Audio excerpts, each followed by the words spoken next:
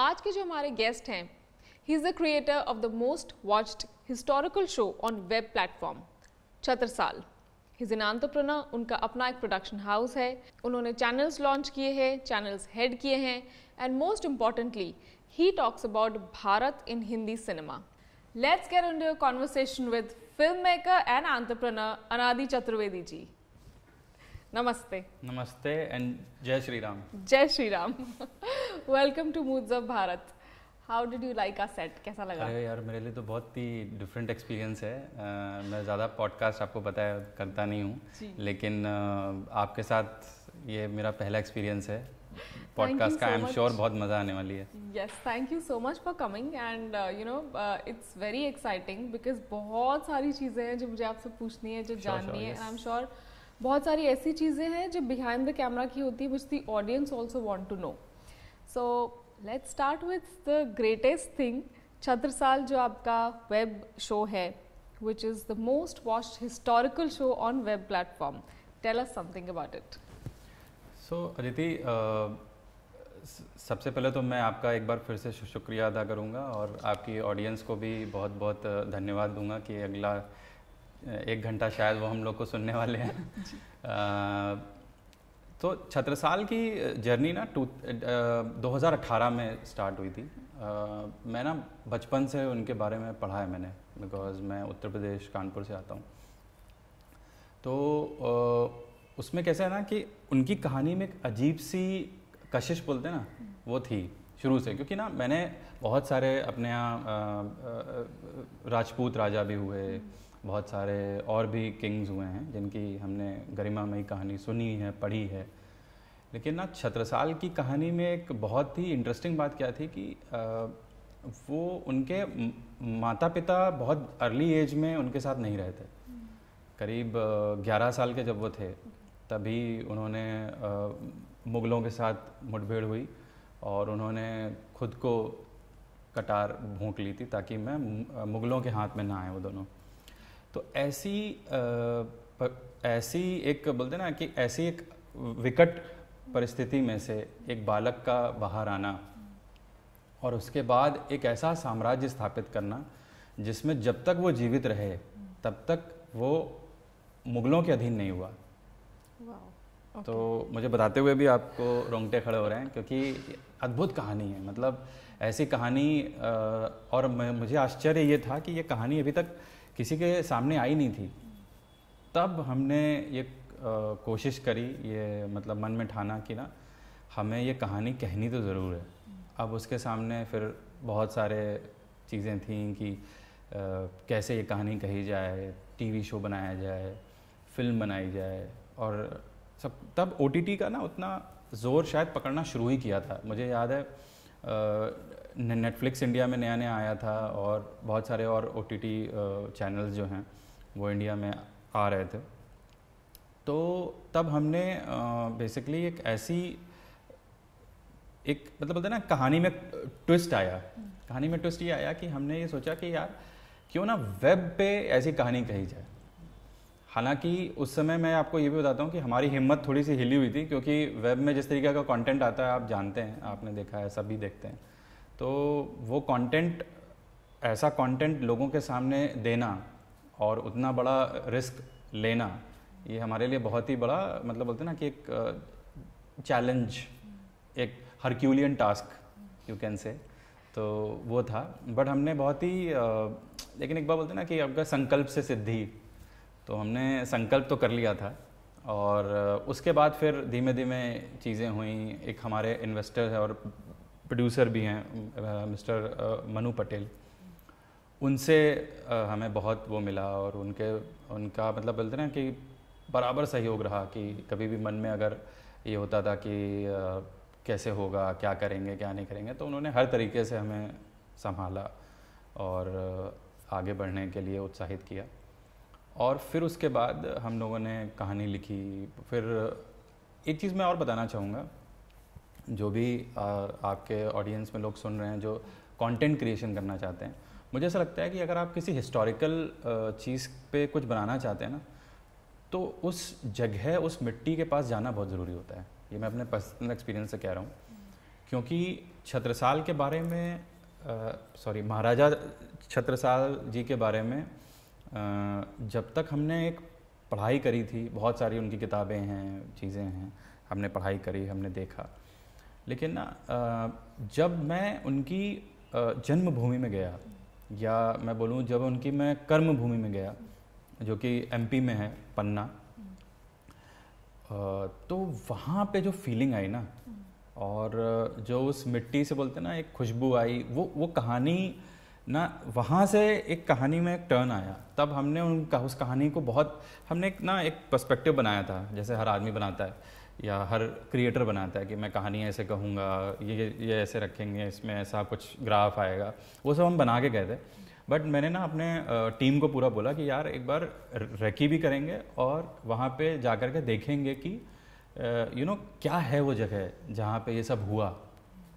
तो जब हमने वहाँ पे पहली बार पन्ना में हम गए और कदम रखा, तो जब हमने उनकी वो देखी, जो उनका महल था वो देखा, जिस पेड़ के नीचे उन्हें अपने गुरु से पहली बार भेंट हुई थी, वो पेड़ हमने देखा, वो चौराहा देखा जहाँ पे उनके माता पिता की सिर कटी लाश लाई थी औरंगज़ेब के सिपाहियों ने, और पूरे गांव में उनको दिखाया था।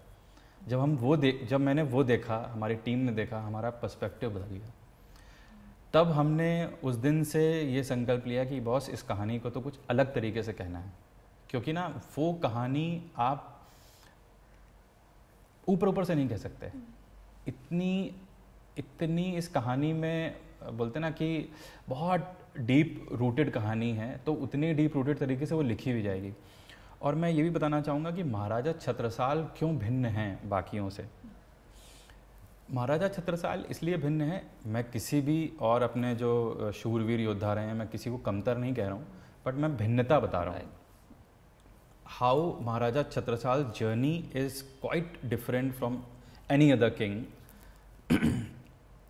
कि एक तो वो किसी ब्लू ब्लड के नहीं थे, उनके पिताजी एक मामूली सूबेदार थे, ठीक है, और उस समय शाहजहाँ का राज हुआ करता था, और शाहजहाँ बराबर उनके पीछे पड़ रहे थे। तो वो कभी इधर छुपते थे, कभी उधर छुपते थे, कभी इधर छुपते थे। तो और ऐसी ही एक गुफा में छत्रसाल महाराज का 1649 ईस्वी में जन्म होता है। गुफा में, किसी महल में नहीं, किसी मुलायम मखमली बिस्तर पे नहीं, गुफा के अंदर। जब वो उनके पिताजी और उनकी माताजी मुगलों से बच के घूम रहे थे, तो ऐसी एक बहुत तूफ़ानी रात में ये सब हुआ। और उसके बाद ही इनके ऐसी परिस्थिति आ गई थी कि मुगल ने चारों तरफ से घेर लिया था, और उनको वो मतलब क्या, गोदी का बालक भी नहीं बोल सकता, पैदा हुआ है वो अभी नवजात। तो नवजात महाराजा साहब थे, और उनको वो अपनी पीठ पे बांधते हैं उनके पिताजी, उनको अपने पेट पे बांधते हैं उनके पिताजी, और पीठ पे उनकी अपनी जो पत्नी थी माता सारंधा, उनको बांधा उन्होंने, और पहाड़ी से दूसरी पहाड़ी कूद गए। और वो इतने अच्छे तरीके से कूदे, उसको एक बोलते ना कि एक ग्लाइड करते हुए गए। ईश्वर की कृपा थी, माता विंध्यवासिनी की कृपा थी उनके ऊपर। तो ग्लाइड करते हुए गए, तो बिल्कुल जैसे मोर एक पेड़ से दूसरे पेड़ पे ग्लाइड करता है, फ्लाई नहीं करता, वैसे ही चंपत राय जो थे, जो छत्रसाल महाराज के पिताजी, वो ग्लाइड करते हुए एक पहाड़ी से दूसरी पहाड़ी पे गए। इसलिए उस पहाड़ी को मोर पहाड़ी कहा जाता है, जो आज भी है मध्य प्रदेश में, देख सकते हैं। तो जब हम इन साइट्स पे गए और उनको देखा, उसके बाद की जर्नी में बता रहा था आपको कि उसके बाद 11 साल में माता पिता की एक तरीके से मृत्यु हो जाती है। उसके बाद वो स्ट्रगल होता है कि सगी बहन उनको अपने घर में रखने से मना कर देती है, क्योंकि मुग़लों का इतना बड़ा खतरा था। तो महाराज साहब छोटे होते हैं, 11-12 साल के, और फिर वो स्ट्रगल शुरू करते हैं, इधर उधर जाना, 4-5 दिन ना खाना ना कुछ, ऐसे भटकते हैं। और बुंदेलखंड, अगर आप कभी गई हो तो बुंदेलखंड जिन्होंने नहीं देखा है उनके लिए बता देता हूँ कि बुंदेलखंड बहुत ही पथरीला एरिया है, आज भी बुंदेलखंड में पानी की समस्या है बहुत ज़्यादा, हर साल वहाँ सूखा होता है ऑलमोस्ट। और बुंदेलखंड रीजन आज का आधा उत्तर प्रदेश और आधा मध्य प्रदेश बुंदेलखंड रीजन में आता है। तो वहाँ पे कोई बहुत ज़्यादा पानी नहीं है, फसलें नहीं होती हैं, बहुत अच्छा ऐसा एरिया नहीं है। तो वैसे एरिए में वो घूम घूम के 4-5 दिन रहे, फिर किसी एक कुम्हारिन ने उनको अपने घर पे लाया, वहाँ से फिर वो अपने भाई के यहाँ जाते हैं और फिर उनकी जर्नी एक स्टार्ट होती है। और उस एक अनाथ बच्चे ने एक इतना बड़ा साम्राज्य खड़ा किया जिसको बादशाह औरंगजेब कभी भेद नहीं पाया। 49 वॉर्स हुए उनके, औरंगजेब और औरंगजेब के जो सिपह सालार थे उनके साथ, एक भी महाराज साहब हारे नहीं आज तक। वाओ। yes. और इतनी बड़ी चीज हिस्ट्री में से गायब है बहुत, या फिर बहुत कम लिखी गई है। राइट। तो ये हमारे लिए मतलब एक बहुत बड़ी वो थी कि यार हमें ये कहानी तो कहनी है boss. So just for reference हमारी ऑडियंस के लिए, कहीं किसी फिल्म में कुछ हम रिलेट कर सकते हैं कि अच्छा एक फिल्म में तो था, मैं कह सकता हूँ कि बाजीराव मस्तानी जो फिल्म थी, भंसाली साहब की फिल्म है, तो उसमें उनका एक रेफरेंस पॉइंट मिलता है। बट वो रेफरेंस पॉइंट मैं बिल्कुल मतलब साफ तरीके से कह सकता हूँ कि अच्छा रेफरेंस पॉइंट नहीं है वो। क्योंकि महाराज साहब को जिस तरीके से दीनहीन उसमें दिखाया गया है वैसे वो कभी थे नहीं। Even what was the character? So Bajirao Mastani में मस्तानी के पिता जो दिखाए गए हैं, I think that was played by Benjamin Gilani ji. Okay. तो वो जो दिखाए गए हैं वो छत्रसाल साहब को उन्होंने पोर्ट्रेट किया था। बट उनको हमेशा ऐसा दिखाया, मतलब पूरे फिल्म में बहुत, एक तो बहुत छोटा सा रोल था और जो आता भी है तो बड़ा दीनहीन सा आता है कि ये किंग है जिसका बहुत ज़रूरत थी इसको, और उसने अपनी बेटी को भेज दिया युद्ध में कि भाई जा कर के आप ला के लाइए। वो फिक्शन है, ऐसा कुछ हुआ नहीं था। तो मतलब हुआ नहीं था, मैं क्लैरिफाई कर देता हूँ। ऐसा ये हुआ था कि महाराज साहब ने पेशवा बाजीराव बल्लाड़ से सहायता तो मांगी थी, ये हुआ था, और वो सहायता करने के लिए आए भी थे। बट मस्तानी खुद गई थी वहाँ पे, ऐसा नहीं हुआ था। तो वो फिक्शन है, बट विच इज़ फाइन, उसमें कोई प्रॉब्लम नहीं है। सो बट वो कैरेक्टर महाराज साहब का कभी है नहीं उतना। तो उसके पहले का क्या है, जब वो 82 इयर्स के हैं, वो जब फिल्म में दिखाया गया है, लेकिन उसके पहले का क्या है वो किसी को नहीं बता रहा। तो हमने उनको बचपन से, पैदा होने से लेकर के उनके धाम गमन तक की या अंतर ध्यान होने की पूरी कहानी हमने उस शो में दिखाई है। और तो वो हमारे लिए एक बहुत ही इंस्पिरेशनल जर्नी था थ्रू आउट। 2018 में हमने काम करना शुरू किया था, 2021 में शो हमारा आया। और सो आई थिंक नो डाउट इतनी ज़्यादा मेहनत ही रीज़न था कि it is the most watched historical show. So I think वो जो आपकी पूरी मेहनत थी, जो इतना इन डेप्थ रिसर्च आपने करा, it all paid off. Yes, I think ईश्वर देखता है कि आप किस भावना से क्या करना चाहते हैं। सो डू यू थिंक एक नेशनलिस्ट और सनातनी अगर कहीं भी है भारत में, सो हाउ ईजी और difficult is for that person अपनी इंडस्ट्री में जगह बनाना, किसी भी फॉर्म में, किसी भी आर्ट फॉर्म में? What do you think that? So देखिए, पहले तो मैं अपना सनातनी कौन है वो एक, मुझे ऐसा लगता है कि हम सभी भारतवासी सनातनी ही हैं। ठीक है, कुछ लोगों को ज्ञान है, कुछ लोगों को ज्ञान नहीं है। Absolutely. और मेरी उम्मीद ये है कि जिनको ज्ञान नहीं है उनको ज्ञान मिलने वाला है। ऑफ कोर्स शायद वो बोलते हैं ना कि नींद में है, जागेंगे कभी। बट ये जो आपका सवाल है ये काफ़ी डिफ़िकल्ट सवाल है टू आंसर। वाई? क्योंकि देखिए, सनातनी डिफ़ाइन करना बहुत अपने आप में वो है, लेकिन मैं एक तरीके से कहूँगा कि जो नेशनलिस्ट थॉट रखते हैं या कल्चर को लेकर के कुछ अच्छा बनाना चाहते हैं, या बोलते ना कि जिसको अपनी संस्कृति को के दायरे में रहती हुई फिल्में बनाना चाहते हैं, या आपकी तरह जो हिस्ट्री छुपी हुई है उसे निकाल कर और सच बताना चाहते हैं। बिल्कुल। तो देखिए, इंडस्ट्री में मुझे ऐसा लगता है कि डिफ़िकल्टी तो है, उसके पीछे रीज़न ये है कि बहुत सालों से एक तरीके का कंटेंट बनता आया है। ठीक है। और ऐसा नहीं है कि हमारी इंडस्ट्री हमेशा से एक पर्टिकुलर तरीके का कंटेंट बनाती रही, हमने बहुत उतार चढ़ाव देखे हैं। बीच में आप देखेंगे तो बहुत ही राष्ट्रभक्ति वाली फिल्में और बहुत ही ज़्यादा बोलते हैं ना जिनको ट्रू मतलब जिसमें नेशन का प्राइड है, जैसे बॉर्डर जैसी फिल्में, ठीक है, वो ऐसी फिल्में बनती आई हैं और जनता ने प्यार दिया है उनको।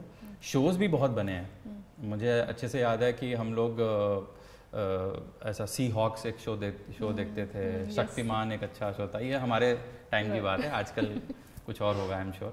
तो डिफ़िकल्टी थी भी और नहीं भी थी।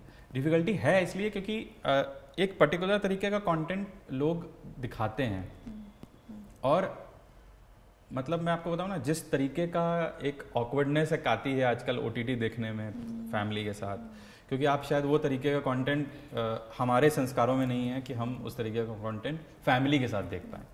तो एक तो वो है, और लेकिन उसकी जनता कंज्यूम करती है, ये भी बात मैं बोलूँगा कि ऐसा नहीं है कि जनता कंज्यूम नहीं, इसलिए शायद लोग बनाते भी हैं।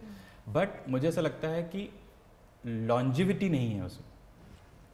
लॉन्जिविटी उन्हीं शोज़ में है, उन्हीं फिल्मों में है या उन्हीं TV सीरियल्स में है जो एक्चुअली अपनी जो रूटेड कहानियाँ कहते हैं। जैसे आप देख लीजिए कि आज भी हम किसी अच्छे TV शो की बात करते हैं तो हमें हम लोग याद आता है, हमें नुक्कड़ याद आता है।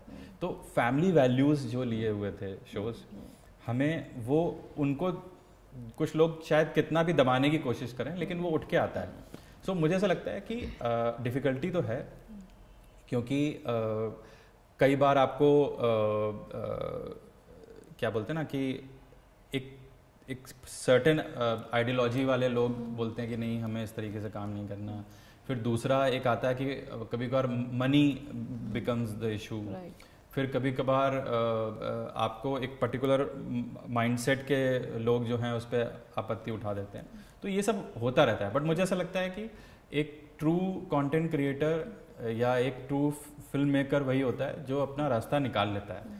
क्योंकि ऐसा नहीं कि ये हमारे टाइम पे ही डिफ़िकल्टी है, बहुत उसके पहले के टाइम पे भी मैंने देखा है कि लोग हमेशा स्ट्रगल ही करते थे इस चीज़ों को लेकर के। बट आई थिंक अभी वक्त चेंज हो रहा है। आई थिंक अभी जो नई पीढ़ी है वो अपनी रूट्स को जानना चाहती है। जो और भी जो जेन जी जिनको हम बोलते हैं या मिलेनियल्स बोलते हैं शायद, उन लोगों को बहुत ज़्यादा इच्छा है ये अपने देश के बारे में जानने का, अपने राष्ट्र के बारे में जानने का। और तभी आपके जैसे लोग जो मूड्स ऑफ भारत के जैसा एक प्लेटफॉर्म लेकर के आए हैं कि आप अपने इंडिया की बातें, भारत की बातें उन तक लेके जाएंगे। तो आई एम श्योर कि चीज़ें बदलेंगी। It will be. So when we talk about, since we talked about TV shows, तो बहुत सारे हिस्टोरिकल टीवी शोज बन रहे हैं, पर कई बार मैं जब देखती हूँ पर्सनली मुझे ऐसा लगता है कि यार ये तो कहीं सास बहू की तरफ ज़्यादा जा रहा है। मतलब वो घरेलू चीज़ें ज़्यादा आ जाती हैं उनमें जो आनी चाहिए उससे। So what is your take on the treatment and presentation of historical shows like all together? So Aditi, वो ऑब्वियस है। सी ऑब्वियस इसलिए है कि when you say TV shows, OTT में तो हिस्टोरिकल कम ही है बहुत, टीवी में बहुत एक्सप्लोर किए हैं, कुछ बहुत सुपरहिट भी रहे हैं। बट क्या होता है ना, TV as a medium of quantity, जो आज का टीवी है वो क्वांटिटी का मीडियम है। तो सभी के ऊपर ये दबाव होता है कि कितना लंबा हम खींच पाएँ, ठीक है। तो कई बार उसमें फिर ऐसी जगहों पे जब हम आते हैं, ऐसे बोलते हैं ना जिसको कि एक ऐसा ब्रेकिंग पॉइंट आता है कि जब आपकी कहानी अब ख़त्म हो रही है या कहानी को हम कैसे और दिखाएं, तो फिर आप उसमें फिर कुछ और फिक्शन डालते हैं, ठीक है, कि किसी तरह कहानी बनाई जाए, कैरेक्टर को और आगे बढ़ाया जाए, जिस कैरेक्टर का शायद ऐतिहासिक रूप से काम ख़त्म हो गया है बट उसको और खींचते हैं हम लोग कई बार टीवी में। तो वो भी एक कारण है मुझे लगता है। और प्लस मुझे ऐसा लगता है कि रिसर्च की कमी जो मुझे दिखती है थोड़ा सा मैं इंटरप्ट करूँगी। जो आप कहते हैं कि TRPs के लिए या फिक्शन के लिए हिस्टोरिकल में कितना जस्टिफाइड है कि हम फिक्शन डालें, बिकॉज लोग यही समझ रहे हैं कि अच्छा यही हुआ था, so to what extent it is justified? See justify तो नहीं कर सकते आइडियली अगर आप पूछेंगे तो, लेकिन क्या होता है कि मीडियम की लिमिटेशंस भी होती हैं फ्रैंकली। तो एक बिज़नेस लिमिटेशन होती है, एक मीडियम की लिमिटेशंस होती हैं, ऑडियंस क्या देखना चाहती है, तो इन वजह से कई बार होता है। बट मुझे ऐसा लगता है कि ऐसा करना नहीं चाहिए, ख़ास तौर से इसलिए क्योंकि ना आजकल लोग ना मैंने जो देखा है बुक्स पढ़ने की थोड़ी सी लोगों में कमी आई है। I don't know, I may be completely wrong, this is my own experience I would say, मेरा एक ऑब्जर्वेशन है कि लोग आजकल पॉडकास्ट सुनते हैं, ई बुक्स पढ़ते हैं कभी कभी, या फिर ऑडियो बुक्स बहुत ज़्यादा पढ़ते हैं, सुनते हैं। सो लोग वही देख के सही मान लेते हैं जो उनको दिखाया जाता है, ख़ास तौर से हमारी जो नई पीढ़ी है। और अब मुझे नहीं लगता कि अब उन लोग के पास इतना टाइम भी, क्योंकि क्या होता है, जैसे मुझे याद है हमारी दादी हमको रामायण सुनाया करती थी, तो हमारे पास लाइव मतलब पूछने के लिए सीधा वो दादी होती थी। आज आई डोंट नो कितनी दादियाँ कितने पोतों के पास हैं, कोई दादी शायद वहाँ रह रही हैं, पोता कहीं और रह रहा है, या क्या कहते हैं बच्चे कहीं और रह रहे हैं। इस तरीके का परिवार का जो डायनेमिक्स है वो आजकल ऐसा है। तो वो जो शंका का निवारण है ना, वो ऑन द स्पॉट नहीं होता है। इस वजह से क्या होता है कि हम कई बार बच्चे जो हैं गूगल गुरु के पास पहुंच जाते हैं, वो कुछ का कुछ बता देते हैं कभी कभी, ठीक है ना। तो वो उस वजह से ना बहुत सारी भ्रांतियां आ जाती हैं। तो कोशिश मेरे ख्याल से ये करनी चाहिए कि जितना हम हिस्टोरिकली जो अप्रूव्ड चीज़ें हैं, नहीं है तो हिस्टोरियन से जाके मिलें, लेखकों से मिलें, ऐसे लोगों से मिलें जिन्होंने एक्चुअली इस पे काम किया है, और वो ही दिखाना चाहिए। तो उससे ज़्यादा जो है ना, मुझे लगता है कि वो ज़्यादा अच्छा रहेगा। बाकी तो फिर कुछ ना कुछ होता ही रहता है। Hindi cinema as a whole बहुत ज़्यादा फ़िलहाल एंटरटेन नहीं कर पा रहा लोगों को। I am not getting into the boycott culture, वो तो ठीक है, बट उसके अलावा अगर फिल्म भी जाकर देखें हम, तो एक्चुअली उतनी एंटरटेनिंग फिल्में अब नहीं बन पा रही है, like in at a large scale. एक आध फिल्म आती है जो एंटरटेन कर पाती है, and that's all. What is exactly happening, what do you think कि किस तरफ जा रहा है हिंदी सिनेमा अभी? मेरे हिसाब से एक ओवरहॉल का प्रोसेस है ये, जो अपनी इंडस्ट्री में ना टाइम टू टाइम, जैसे अपनी सृष्टि में ओवरहॉल होता है, ठीक है, एक सर्टेन युग के बाद होता है, फिर और छोटे में आएंगे तो माइक्रो लेवल में हर 100 साल में एक ओवरहॉल होता है। तो मुझे लगता है कि ये अपनी इंडस्ट्री में भी ऐसा होता है। आप देखेंगे तो 50s 60s का सिनेमा कुछ और था, उसका एकदम से 70s आता है, ठीक है, उसके बाद फिर 80s में फिर क्वालिटी और गिरती है, फिर 90s आता है। तो इस तरीके से वो घूमता रहता है चक्र। तो मुझे लगता है कि अभी वही चक्र चल रहा है। और अभी लेकिन अच्छी बात क्या है कि विद द मतलब सक्सेस ऑफ पठान, गदर 2 और बहुत सारी फिल्में जो इस समय, जैसे OMG 2 आई अभी, तो इंडस्ट्री वापस से एक पीक की तरफ बढ़ रही है, मुझे ऐसा लग रहा है, which is good for everyone. अब इसको सस्टेन कर पाते हैं या सिर्फ एक साल का ये बन के रहता है, आई रियली डोंट नो, वो तो हमें देखना पड़ेगा आगे फिल्में कैसी आ रही हैं। लेकिन ओवरऑल इंडस्ट्री के लिए अच्छा समय है, मुझे ऐसा लगता है। बीच में बहुत ख़राब हुआ, 2022 was a, I think I can say, और आई थिंक सब लोग अग्री करेंगे मुझसे कि worst year of film industry था। बहुत ही अजीब सी फिल्में आई और शोज़ भी बहुत अजीब अजीब से आए। तो मुझे लगता है कि 22 वाज अ वेरी मतलब वो उस इंडस्ट्री के लिए कोविड ईयर 22 था और बाकी सबके लिए 20 और 21 थे आई थिंक। तो वो गड़बड़ हुआ बहुत। सो हम अभी जैसे आपने नाम लिए फिल्मों के, हम काउंट कर सकते हैं कि ये फिल्में चली, but there have been times जब थ्रू आउट द ईयर बहुत अच्छी चलती है। सो डू यू थिंक कहीं ना कहीं nepotism is also a reason कि एक्चुअल टैलेंट को चांस नहीं मिल रहा है, न्यूयॉर्क से पढ़ के आ जाते हैं और फिर देश की बातें करेंगे तो मैच ही नहीं कर रहा है, बिकॉज ग्राउंड लेवल की reality the writers don't know, ऐसा मेरा परसेप्शन है।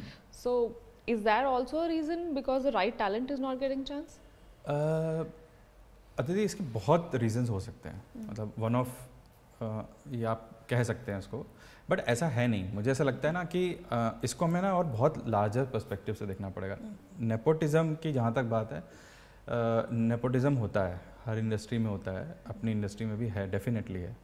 और इस वजह से मैं ये भी कह सकता हूँ कि कई लोगों को चांस जो मिलने चाहिए थे वो नहीं भी मिले हैं, और शायद आगे भी ऐसा होता रहेगा। बट इसके साथ साथ मैं ये भी कह दूँ कि ऐसा नहीं है कि किसी को भी चांस नहीं मिलता। सो ये this is not something very black and white, there is some grey thing involve in this. So और उसमें उम्मीद भी हैं, मतलब हाँ, लेकिन मैं ये ज़रूर कहूँगा कि इंडस्ट्री ने पिछले 10 से 15 सालों में कोई नया स्टार नहीं दिया है बाहर का। ये मैं ज़रूर मानता हूँ कि जिसमें जो भी अभी नए खेप बोल सकते हैं या नया लॉट जो भी है वो सब इंडस्ट्री के लोग ही हैं। लेकिन जैसे मुझे लगता है, I think if I may say Ayushmann Khurrana was the last star that you know industry has given, who is an outsider, if we may call him outsider. तो लेकिन ये ज़रूर हुआ है पिछले 10-15 सालों में कोई बड़ा स्टार बाहर से आके उसने अपनी जगह नहीं बना पाई है। उसके रीज़न बहुत सारे होंगे, मैं केवल नेपोटिज्म को नहीं बोलूँगा, लेकिन ऐसा लेकिन डेफिनेटली उसका एक असर तो होता है। और जहाँ तक बात आपने करी कि पहले बहुत सारी फिल्में चलती थी, थोड़ा सा मैं उससे डिसएग्री दोनों करूँगा, क्योंकि ऐसा कभी भी इंडस्ट्री में मैंने नहीं देखा कि पूरा साल सुपरहिट आती ही रहती थी। वो एक साल कभी हो गया 5-6 सालों में तो अलग बात है। बट हाँ, एक चीज़ में बदलाव आया है ऑडियंस के मूवी हॉल जाने के ढंग में। वो इसलिए आया है, उसका बहुत बड़ा श्रेय OTT को जाता है, मुझे ऐसा लगता है। क्योंकि अब जो लोगों को, हम जैसे छोटी फिल्में होती थी जो मतलब फॉर एग्जांपल जो लो बजट फिल्में होती हैं ना, जिसको बोलते हैं अच्छा सिनेमा होता है वो, लेकिन लो बजट जिसको बोलते हैं कि यार उसके लिए भी लोग जाते थे पहले, ठीक है, सिनेमा हॉल में फिल्में लगती थी, उसके लिए भी लोग जाते थे। अब लोग वहाँ नहीं जाते हैं क्योंकि उनको पता है कि ये OTT में आएगा।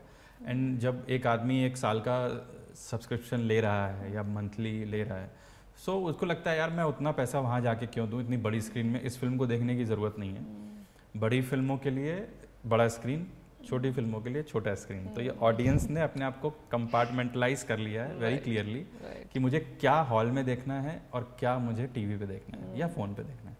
सो वो एक बदलाव तो बड़ा हुआ है, वो कोविड के बाद ही हुआ है।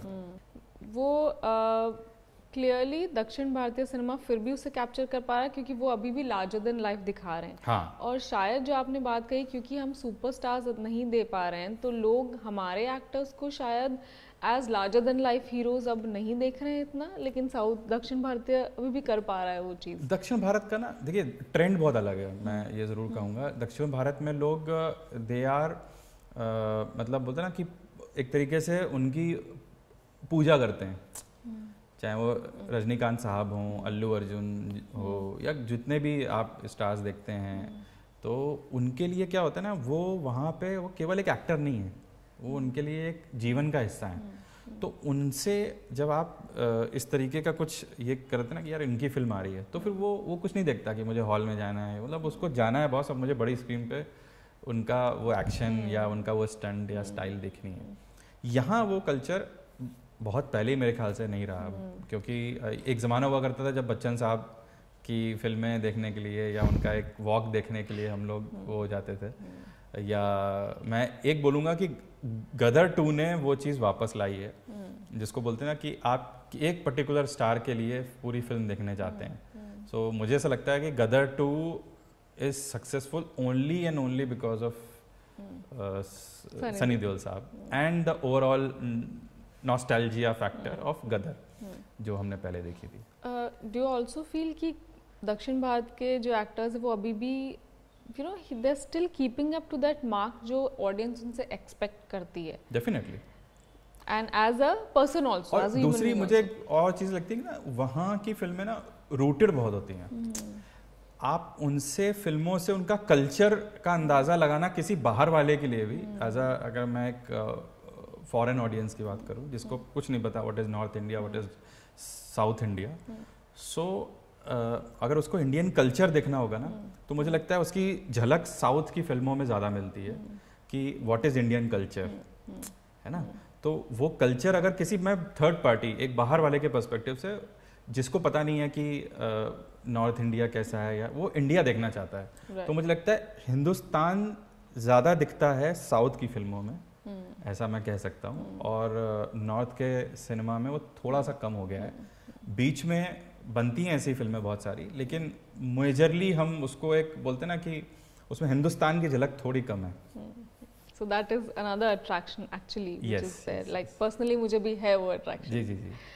So आपने बहुत सारे चैनल्स के साथ काम किया है, you have even launched channel, TV channel. देखने में बाहर से ऐसा लगता है कि अभी TV channels are struggling with OTTs. What is the thing happening? मतलब TV surviving या OTTs पूरी तरह से टेक ओवर कर लेंगे, या क्या हो रहा है?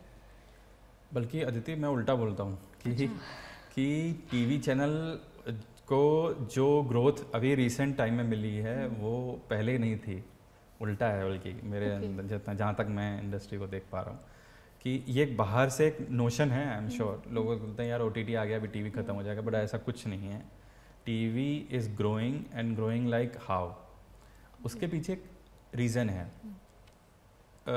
टीवी ने OTT को अपना एक एक्सटेंडेड आर्म की तरह समझ लिया है, बहुत अच्छे से उसको यूज़ किया है। क्योंकि क्या है, शुरू में ये खतरा आ गया था कि यार कौन देखेगा सास बहू के शोज़, और यू नो ऑडियंस तो अब इवॉल्व हो गई है, और you know they don't want to see all that. But वो एकदम फार्स निकला, क्योंकि आई थिंक टीवी चैनल्स ने और कंटेंट क्रिएटर्स ने जो टीवी के लिए कंटेंट बनाते हैं, उन्होंने बहुत अच्छे से अडेप्ट किया उसको एक थ्रेट की तरह नहीं लेते हुए, उसको उन्होंने जो उसकी नेगेटिविटी आ रही थी OTT की, वो उसको पॉजिटिव में टर्न कर दिया। कैसे, मैं आपको बताता हूँ कि पहले जैसे मेरी माँ है, वो एक पर्टिकुलर शो कोई देखती हैं और उनको बहुत पसंद है, तो उनको तब क्या होता था कि यार अब 8:30 बज गए हैं या 9 बज गया है, मैं तो शादी में हूँ, मैं कैसे देखूँगी, तो वो चला जाता था। तो वो अपॉइंटमेंट व्यूइंग जो है ना, वो अब ख़त्म हो गई है ऑलमोस्ट। राइट। कुछ शोज़ हैं कौन बनेगा करोड़पति टाइप के, जो अभी भी अपॉइंटमेंट व्यूइंग कुछ रखते हैं लोग कि 9 बज गए हैं, चलो बच्चन साहब आ रहे होंगे, बट बहुत कम। अब क्या हो गया कि मेरे पास जब टाइम होगा तो मैं सेम शो अपने फ़ोन पे देख सकता हूँ, या मैं अपने एक स्मार्ट टीवी पे देख सकता हूँ। तो वो अब आ गया है। इस वजह से टीवी का कंजम्पशन कम होने के बजाय ना बढ़ गया है, क्योंकि लोगों के अंदर जो एक वो आता था ना कि यार अब छूट गया, ठीक है जाने दो। कई बार 4-5 एपिसोड छूटते थे, या लगातार बीच बीच में गैप्स आते थे ड्यू टू मेरे मौसी के यहाँ जाना है, मुझे तो वैष्णो देवी की यात्रा पे जाना है, या मुझे किसी बड़े फंक्शन में जाना है, या मैं फॉरेन जा रहा हूँ, तो मैं गए 15 एपिसोड। पहले ऐसे होता था। अब तो आप कहीं भी देखिए बिंदास। तो आपका जो कनेक्शन है ना विद दैट पर्टिकुलर कंटेंट या विद दैट पर्टिकुलर शो, वो टूटता नहीं है। तो इसलिए ऑडियंस को रिटेन करने में ना बहुत ज़्यादा आसानी हो गई है। हाँ, इससे एक चीज़, एक थ्रेट और ज़रूर है जो मैं कहूँगा कि अब आपको कॉन्स्टेंटली कंटेंट को ना बहुत अच्छा बनाना पड़ेगा, क्योंकि दो ऑडियंस वो देख रही है, लेकिन ऑडियंस उस ऐप पे और भी ऐसी चीज़ें देख रही है जो शायद कहानी wise, production wise, treatment wise आपके किसी टीवी शो से शायद बेहतर होगा वो। तो ऑडियंस को रिटेन करना आसान भी है, लेकिन ऑडियंस को नए के लिए वापस लेकर के आना डिफिकल्ट इसलिए भी है क्योंकि वो क्या होगा, वो आपका शो तो देख रहा है, लेकिन फिर वो दोबारा दूसरे शो के लिए आएगा कि नहीं, वो बल्कि OTT का कुछ और देख लेगा। तो ऑडियंस के पास ऑप्शंस बहुत आ गए हैं।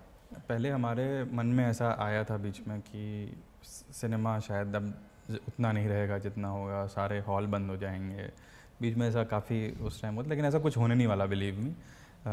सिनेमा रहेगा, OTT भी रहेगा, TV भी रहेगा। इनफैक्ट ये तीनों ग्रो भी बहुत करेंगे। तो भारत का भविष्य उज्ज्वल है हर मीडियम में। तो डेफिनेटली मतलब एक ऑडियंस के पॉइंट ऑफ व्यू से मैं बोलूँ ना, तो ऑडियंस का प्लेट फुल है, उनको हर तरीके का कंटेंट अपनी प्लेट में मिल रहा है। अभी वो क्या खाना है, क्या छोड़ना है, that is up to them. I hope जितने भी लोग देख रहे हैं पॉडकास्ट, दे फील हैप्पी कि जितने भी कंटेंट क्रिएटर्स हैं हर तरह से, फिल्म्स, टेलीविजन, OTT, वो सब हैप्पी हो जाए सुनकर that good times are ahead. 100%। So आप भी, you are completely an outsider in the industry जिससे कहा जाता है, जिसका कोई रेफरेंस नहीं है, कोई जैक नहीं है, कुछ भी, and you have reached a level where your show is one of the biggest. कभी कभी ऐसा लगता है कि यार जिनके पास इतना सारा पैसा है वो क्या क्रैप बना रहे हैं हमारे पास होता या हमें स्टूडियो इतना बैक करता तो हम क्या कुछ बना सकते थे देश को ऑडियंस तक वो चीज़ें पहुंचाने के लिए जो जाननी चाहिए, जो सोसाइटी को अपलिफ्ट करे। सो ऐसा आता है कभी मन में? एक कहावत है ना, भगवान गंजों को नाखून नहीं देता तो ऐसा कुछ होता है वैसे रियल में भी। तो देखिए कंटेंट हर तरीके का बनता है अदिति, उसमें क्या क्रैप है क्या अच्छा है ये तो ऑडियंस के ऊपर है। बट मुझे ऐसा लगता है कि कई बार ऐसा कंटेंट देखने को मिलता है जिससे एक फीलिंग तो ज़रूर आती है कि यार इतना पैसा लगाया लेकिन बना कुछ नहीं अच्छा, है ना? right. तो वो फीलिंग तो आती है डेफिनेटली, और ये भी फीलिंग आती है यार मुझे दे देता इतने पैसे तो शायद मैं कुछ अच्छा बना पाता। बनता कि नहीं आई कांट से, बट हर आदमी को लगता है कि मैं अच्छा कर सकता था शायद, तो वो फीलिंग तो आती है डेफिनेटली। और ये स्ट्रगल भी है एक, मतलब एक सर्टन लेवल तक आने के बाद ही आपको ओपन बजट्स मिलते हैं, बड़ा करने को मिलता है, तो वहाँ तक की स्ट्रगल तो डेफिनेटली रहती है। अब वही स्ट्रगल है सबके सामने, नए लोगों के सामने दिखने की, यही सबके साथ होता है। देखिए चाहे वो फिल्म मेकर हो, एक्टर हो, कोई भी हो, उसको तब तक बजट्स बड़े नहीं मिलते हैं या तब तक बड़ी फीस नहीं मिलती या तब तक बड़ी फिल्में या कंटेंट कुछ नहीं मिलता जब तक ये बात की गारंटी नहीं होती कि इसकी प्रेजेंस से जो पैसा जा रहा है वो पैसा टेबल पे वापस आएगा। It's a serious business, film making is no joke. तो इसका कॉमर्स बहुत क्लियर है कि आप वैल्यू क्या लेके आ रहे हो और आपके आने से क्या वैल्यू वापस आएगी, दैट्स इट। इसके अलावा और कोई सत्य नहीं है। तो मुझे ऐसा लगता है कि जिसको भी चाहिए कि मुझे बजट मिले और उस बजट के लायक बनते रहना पड़ेगा, और वो आपके माइलस्टोन धीमे धीमे धीमे आते रहेंगे अगर आप उस लायक हैं। देखिए कई बार ऐसा लगता है कि यार इस फिल्म को क्यों इतना बजट दिया गया, इससे तो कम में ये बना लिया गया, वो बात ठीक है, लेकिन कोई तो है ना जो उसको उस लायक मान रहा है। आई थिंक वो सबका एक ठौर होता है, ठीक ठिकाना होता है। तो अपने ठिकाने को ढूंढते रहना ही हमारी एक जर्नी है इसमें, और एक बार वो ठिकाना आपको मिलता है, एक बार आपको अपना बुल्सआई मिलता है, फिर I think there is no looking back. इस इंडस्ट्री का ये एक खास बात है। अब देखिए मैं आउटसाइडर की बात कर रहे हैं आप, तो पंकज त्रिपाठी जी, वो उनको क्या कुछ नहीं मिला यहाँ पे, है ना? तो ऐसा नहीं है कि इंडस्ट्री देती नहीं है, लेकिन उसके लिए शायद आपको इनसाइडर से ज़्यादा मेहनत, ज़्यादा समय, ज़्यादा एफर्ट लगाना पड़ेगा और डेफिनेटली ज़्यादा टैलेंटेड होना पड़ेगा, तो जाकर के शायद आपको वो चीज़ मिलेगी, लेकिन मिलती ज़रूर है, ऐसा मैं कह सकता हूँ। Awesome. So any advice for aspiring filmmakers, content creators? वैसे मैं इतना बुढ़ा नहीं हूँ कि मैं किसी को एडवाइस दे सकूँ, बट हाँ, लेकिन अपने एक्सपीरियंस से कुछ चीज़ें शेयर कर सकता हूँ कि एक तो स्ट्रगल जिसको बोलते हैं ना, उसको स्ट्रगल की तरह लेना नहीं चाहिए। आप अपने लिए कुछ कर रहे हो तो उसको स्ट्रगल नहीं बोलना चाहिए, क्योंकि आप पड़ोसी के लिए तो इतनी मेहनत नहीं कर रहे हो ना, आप खुद का करियर बने इसीलिए कर रहे हो, तो वो स्ट्रगल नहीं है मेरे ख्याल से। और वो जो भी आपका प्रोसेस है ना, वो पर्सनालिटी बिल्डिंग का प्रोसेस है, ऐसा मुझे लगता है। एक पर्सनालिटी बनती है आपकी। आप क्लियरली देखिएगा अपने इर्द गिर्द, पॉलिटिक्स में भी, फिल्म मेकिंग में भी, कि जो नीचे से आता है, जो स्ट्रगल करके आता है, जो ज़मीन से जुड़ा हुआ होता है, उसकी अप्रोच में, या फिर जो बिना स्ट्रगल के या जैसे भी आता है उसकी अप्रोच में आपको क्लियर अंतर दिखता है।